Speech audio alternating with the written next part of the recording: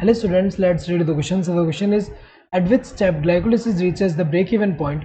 2 molecules of ATP consumed and 2 new molecules synthesized. पूछा गया है कि ग्लाइकोलिसिस का कौन सा स्टेप है जिसमें जो ग्लाइकोलिसिस है वो रीच करेगा ब्रेक इवन पॉइंट पे, और वहाँ होता क्या है कि 2 न्यू मॉलिक्यूल ऑफ एटीपी जो है वो सिंथेसाइज हो रहे हैं.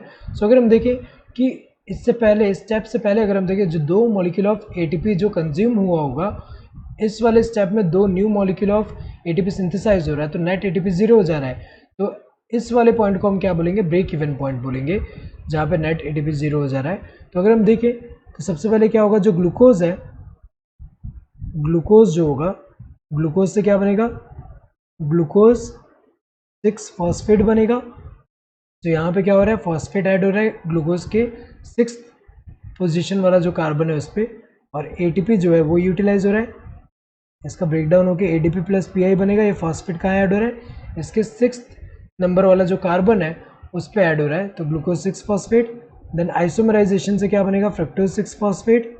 नाउ अगेन इससे अगर हम देखें यहाँ पे एटीपी यूटिलाइज होगा, एडीपी प्लस यहाँ पे एडीपी प्लस पीआई बनेगा ब्रेकडाउन होने से, और ये जो फॉस्फेट है फ्रक्टोज के फर्स्ट कार्बन जो होगा उस पर ऐड होगा, जिससे क्या बनेगा?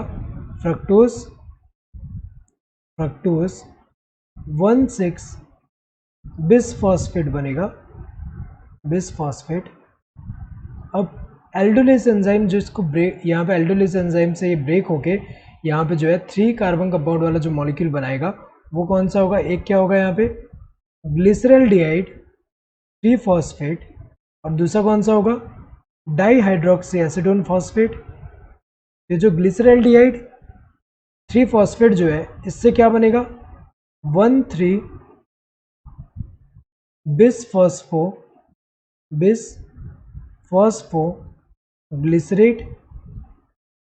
और ये जो स्टेप है इसमें क्या होगा? यहाँ पे NAD+ का रिडक्शन होगा, NADH प्लस H प्लस बन रहा है. इसके नेक्स्ट स्टेप में क्या होगा? यहाँ पे ये जो है यहाँ पे फर्स्ट कार्बन से फॉस्फेट रिमूव होगा, और वो किसके पास जाएगा? वो एडीपी के पास. एडीपी में ऐड हो जाएगा जब, तो क्या बनेगा? एटीपी बन रहा है. तो सबस्ट्रेट लेवल फॉस्फोरिलेशन हो रहा है, और बनेगा क्या? 3 phospho glycerate, 3 phospho glycerate, CERATE glycerate. तो अगर देखा जाए यहाँ पे ये वाले स्टेप में यहाँ पे क्या हुआ? यहाँ पे 2 एटीपी जो है वो कंज्यूम हुए, और इस स्टेप में एक एटीपी यहाँ पे बन रहा है, लेकिन ये तो 3 कार्बन कंपाउंड इससे बन रहा है, इस वाले से भी सेम होगा. तो इस वाले स्टेप पे क्या होगा? एक एटीपी प्रोड्यूस होगा, तो टोटल कितने? 2 एटीपी प्रोड्यूस होंगे. तो ये वाला स्टेप है जहाँ पे क्या होगा? नेट एटीपी 0 हो जाएगा.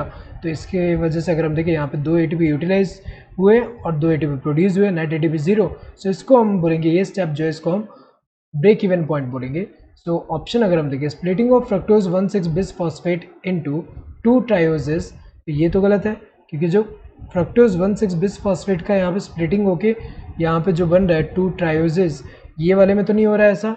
ये ब्रेक इवन पॉइंट नहीं है, गलत है, क्योंकि इस पॉइंट पे क्या होगा? तो नेट एटीपी अगर हम देखें -2 एटीपी होगा यहाँ पे. Conversion of 1,3 bisphosphoglycerate to 3 phosphoglycerate, तो ये जो है ये करेक्ट आंसर होगा. 1,3 बिसफॉस्फोग्लिसरेट से जो 3 फॉस्फोग्लिसरेट बन रहा है ये ब्रेक इवन पॉइंट है, ये सही होगा. Conversion of glyceraldehyde 3 phosphate to 1,3 bisphosphoglycerate, तो ये भी गलत है, क्योंकि इस स्टेप में अगर हम देखें ये जो GADP से जो ये बन रहा है, इस स्टेप में नेट एटीपी कितना होगा? -2 एटीपी होगा यहाँ पे, तो ये वाले में तो नहीं है. Conversion of DHAP to GADP, तो अगर देखा जाए ये भी गलत है, क्योंकि ये जो इंटरकन्वर्जिबल है, इस स्टेप में भी अगर हम देखें तो इस स्टेप पे नेट एटीपी कितना होगा? -2 एटीपी है, तो 0 तो नहीं है, तो ये भी ब्रेक इवन पॉइंट नहीं है. Correct answer would be the second one. Hope you understood the question. Thank you and all the best.